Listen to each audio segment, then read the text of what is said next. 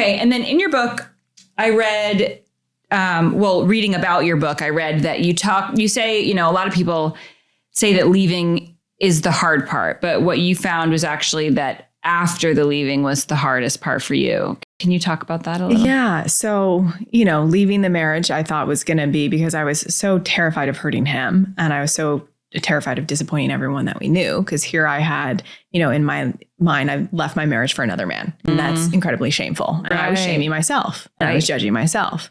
And people had a lot of feelings about that as well, even though it's so nuanced in the fact that as soon as I was falling in love with John, I went and told my husband before I told John. But so I thought that, which up until that point did feel like the most courageous thing I'd ever done, was I'm leaving this person and all these people are going to have feelings about it. And I'm not going to care. And I'm not going to care, even though I cared tremendously. I'm going to pretend like I don't care, learn how to not care.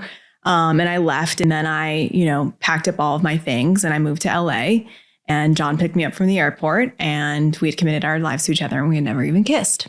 And here I am on the other side of a 9-year sexless relationship, feeling disconnected from my sexuality with a very sexy man who is not disconnected from his sexuality. And then that's when all the stuff started to come up, and I realized, I picked that person and I picked safe relationships so that I wouldn't have to feel the abandonment anxieties of my little girl whose dad left, and then stepdad, all of that. I didn't want to feel that pain. Right. And so I avoided it in the people that I picked. Now I'm with someone who I'm terrified could leave if I'm not good enough in bed. Right. I had all of these fears and insecurities and stories surface. Here I'd thought I had done so much work on myself. I'm good. And then I was I feel like I'm 16. And so navigating everything in that relationship in the early stages of it, I was not ready. I did not anticipate. And it was,